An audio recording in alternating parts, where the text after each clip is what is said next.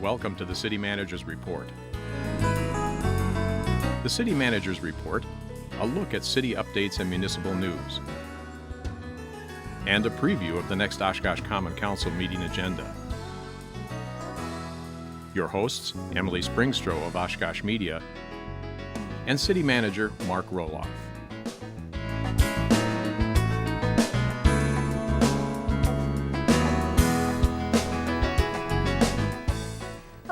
And thank you for joining us on GovTV for your City Manager's Report, your source for all of the latest and greatest news and updates here in the city of Oshkosh, as well as a preview of the upcoming Common Council meeting agenda. I'm your host, Emily Springstrow, joined as always by our City Manager, Mark Roloff. So welcome, Mark. Thanks for joining us today. Great to be here, Emily. It's great to have you. We're going to go ahead and dive into the first half of our show here with the hot topics. We'll take a little break and then we'll return with a review of the City Council meeting agenda for Tuesday, June 13th, 2017.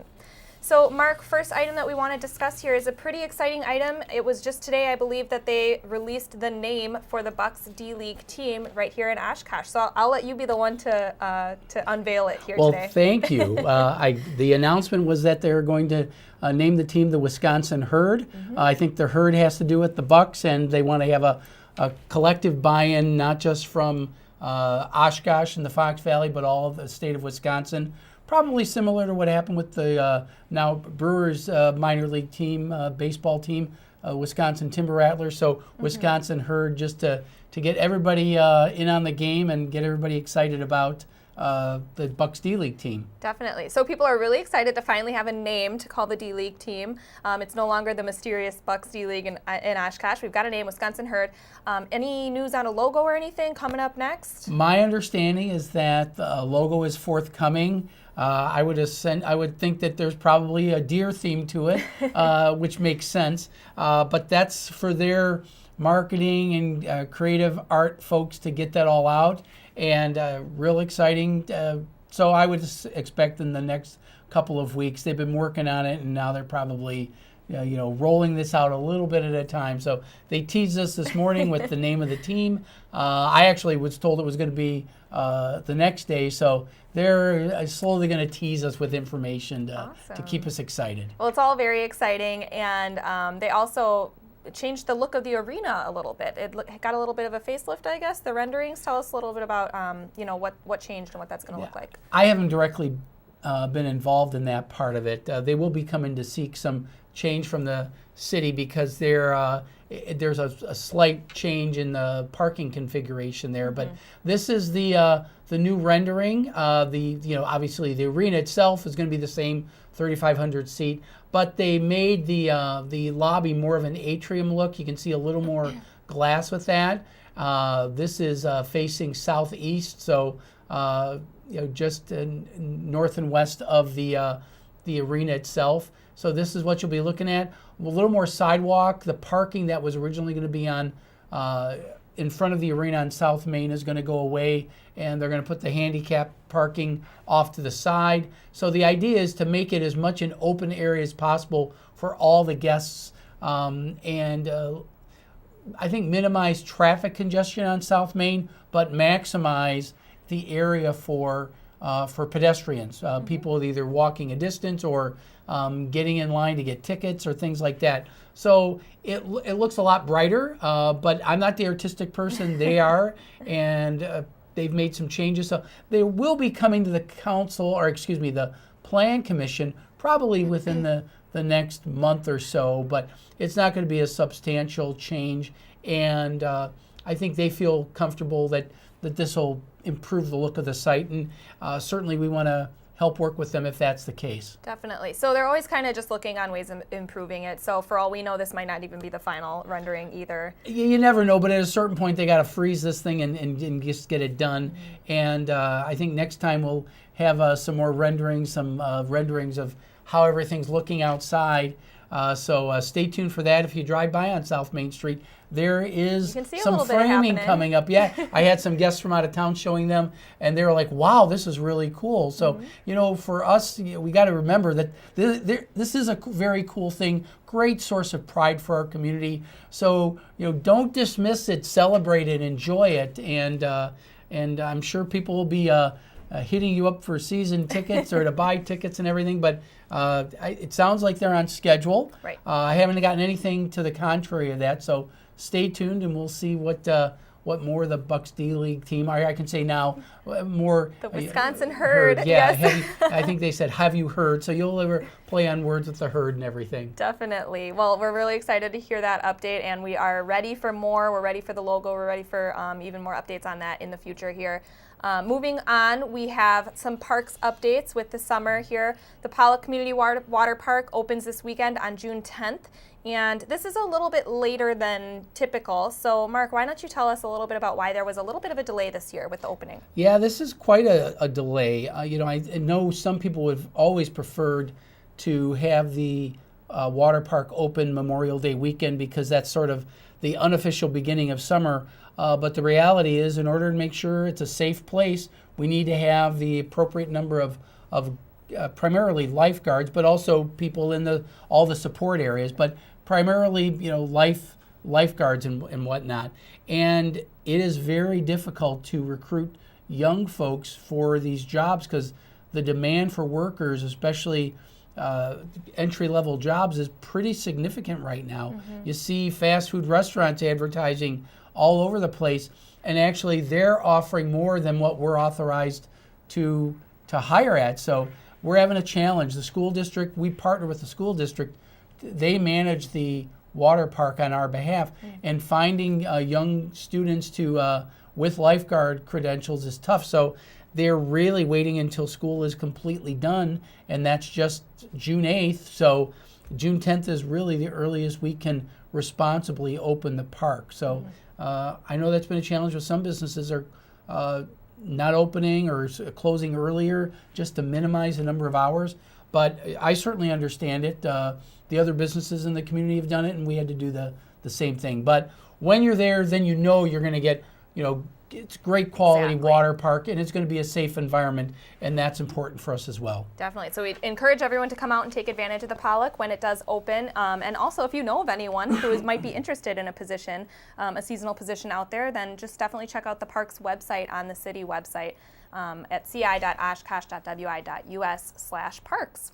Another little update with parks and the senior center is something that's coming up next Friday. It's Food Truck Fridays, and that's a really exciting thing. They're bringing it back. They had one Food Truck Friday last summer. It was a huge success, and they're bringing it back, and they're kind of making it a multiple day event. So we're really excited about that. All benefits Oshkosh Senior Center. This is a wonderful, quirky little thing. It's going to be on 3 different Fridays, one June, July, and August.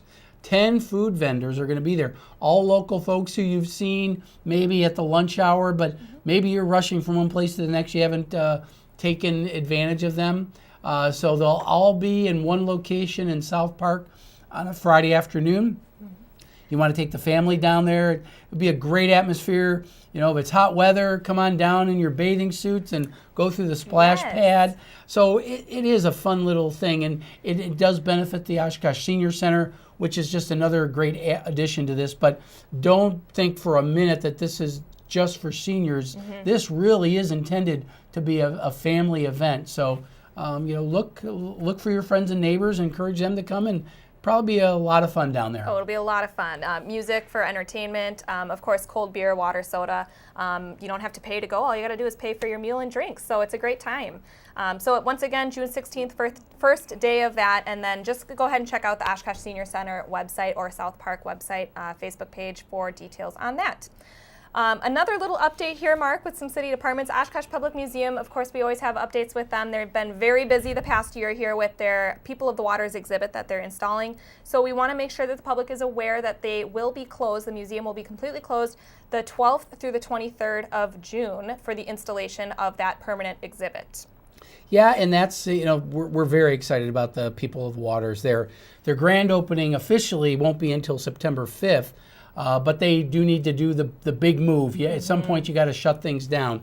But it'll reopen on June 24th. So I know a lot of people will have relatives coming in from out of town, and the museum is on their list of things to do. And so if you do have it plan to do it after June 24th, because otherwise we really need to be shut down for 2 weeks to make People of the Waters be very effective once it opens. We are so excited for the People of the Waters exhibit. Opens on September 5th. Another note, it does open on the 24th. The museum reopens on the 24th. Just because this little area is closed down, there's still a lot of really cool things to see at the Oshkosh Public Museum beyond just that little area, such as the Voices of Native American Art. And that one is opening on July 23rd, goes through October 8th, and it is a really cool exhibit, and it's kind of the perfect segue into the permanent exhibit as well. So there's a lot of really neat art pieces. We've been working here at Oshkosh Media with the museum to kind of document some of that, and it's just a really great thing at the Oshkosh Public Museum. I'd encourage people to go and visit. If you haven't been there in a while, you'll be able to see it under the construction underway, and there'll be a little bit of dust, but nothing too major. That's why we're closed for 2 weeks. But yeah, the Native American art exhibit, I think it will be a great entree into People of the Water. So encourage people to check it out. Yeah, so for more information, just go to oshkoshmedia.org, check out their Facebook page. There's a lot of great stuff on there, updates on the permanent exhibit and other things that are going on. So we've reached that point in the show. It's that time where viewers have the chance to ask their city manager anything they want about things that are going on right here in the city of Oshkosh. That's right, it's question mark. So let's go ahead and see what the question is this week.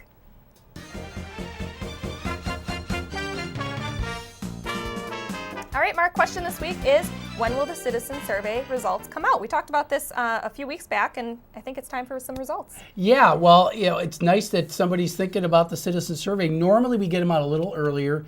This year we had a few little glitches in getting some of the data put together. Happy to report that the citizen survey is online on our website, and we've just had it finished, so we got it out there after we cleaned up a few little things.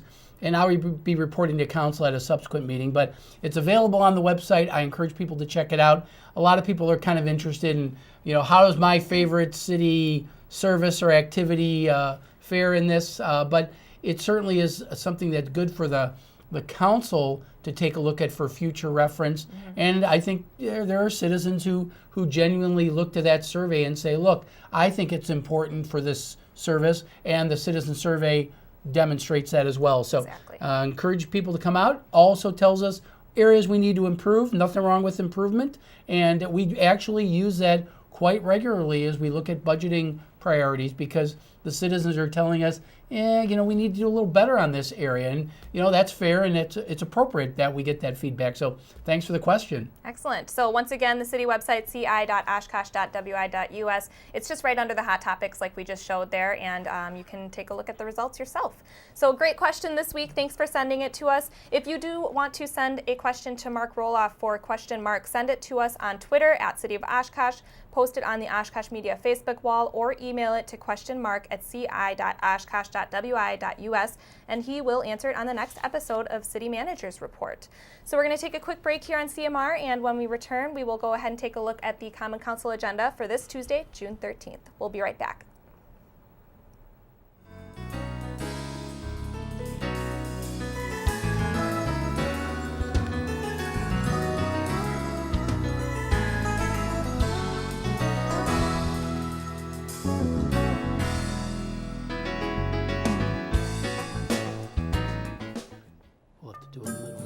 All hands on deck. What's up? I want to point out 3 tips for using the home computer more safely. Point away. First, stop. Make sure your software is up to date and that you've password protected your computer's login and Wi-Fi connection. Next, think before visiting a site, opening attachments, or clicking on links. Then connect, knowing you're helping make the web safer for you and for everyone. Make Stop, Think, Connect part of your daily online routine.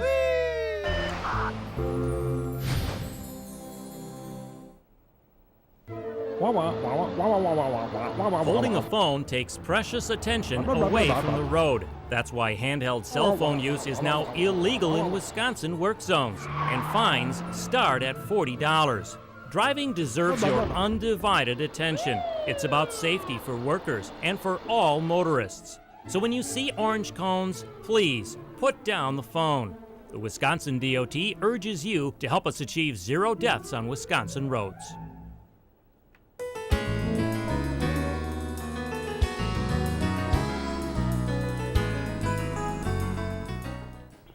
Welcome back to City Manager's Report. Thanks again for joining us here on GovTV. Now it's that time of the show where we're going to go ahead and take a look at the Common Council meeting agenda for this coming Tuesday, June 13th, 2017.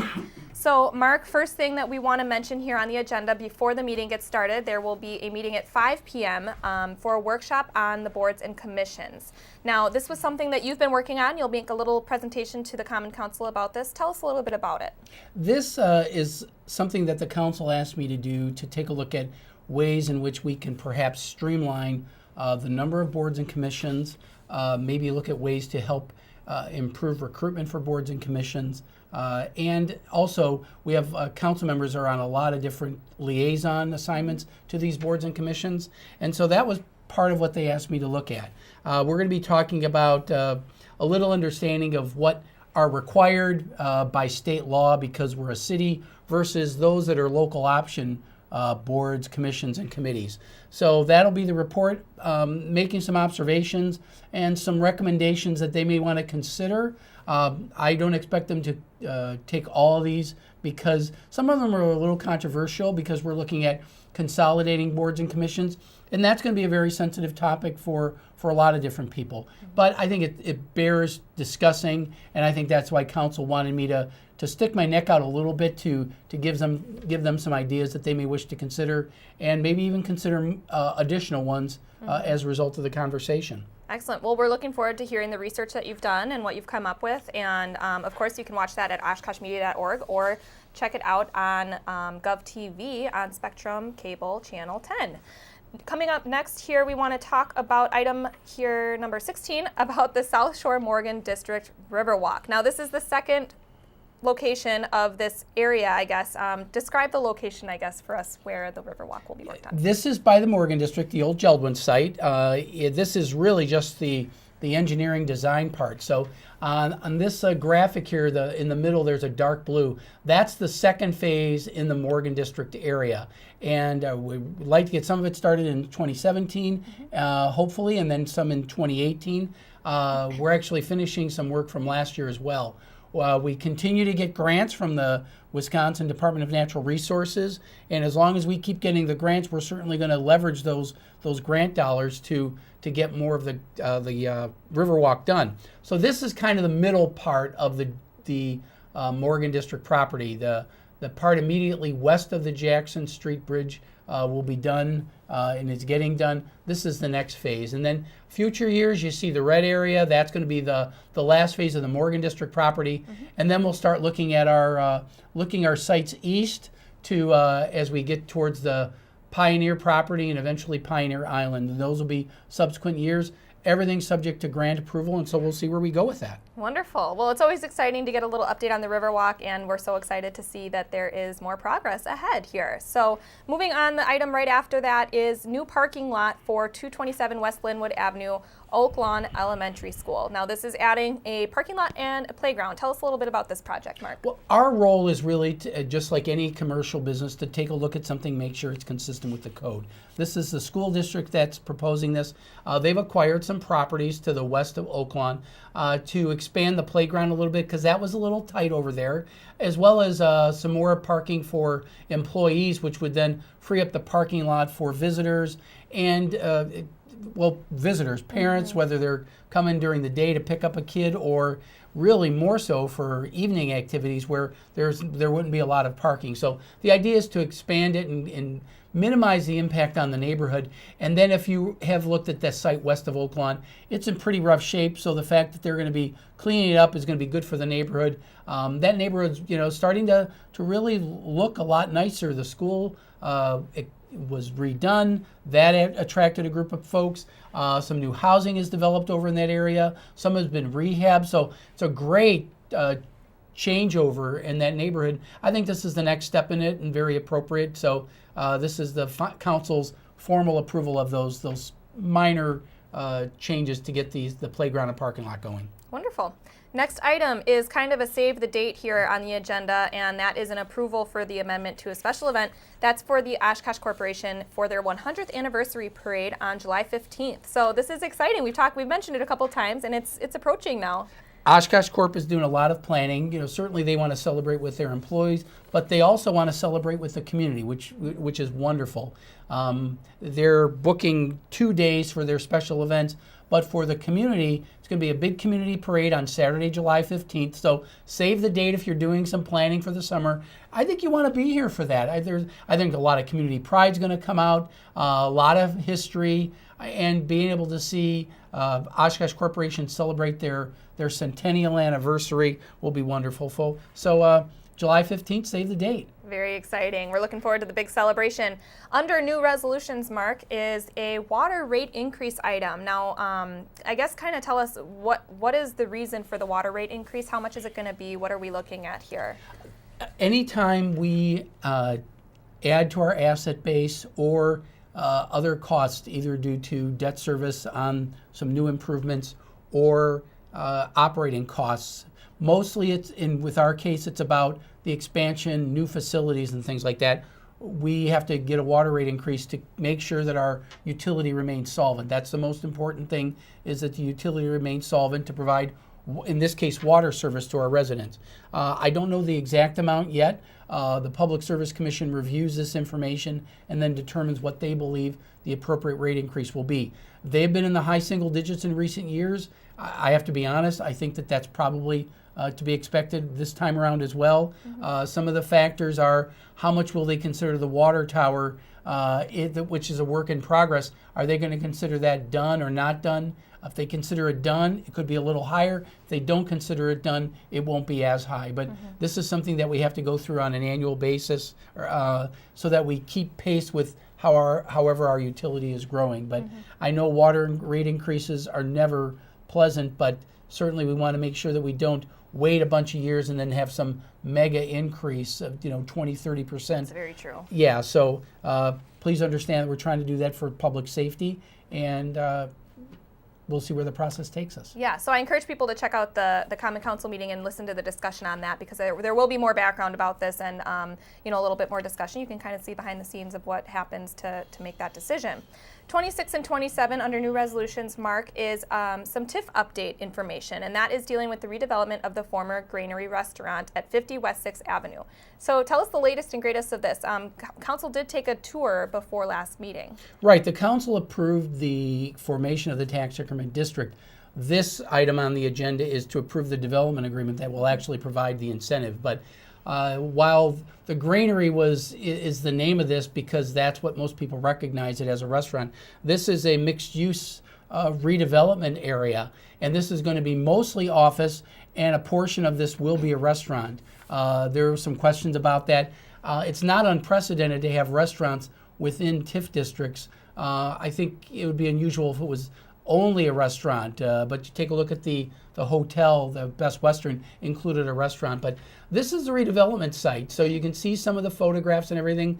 The council did, some council members took a tour of the inside of the facility, but the rusticness is a blessing and a curse because the rusticness. It's a really cool building. It's super cool, but to keep it super cool, they have that retro look. There's a lot of work that has to get done with that.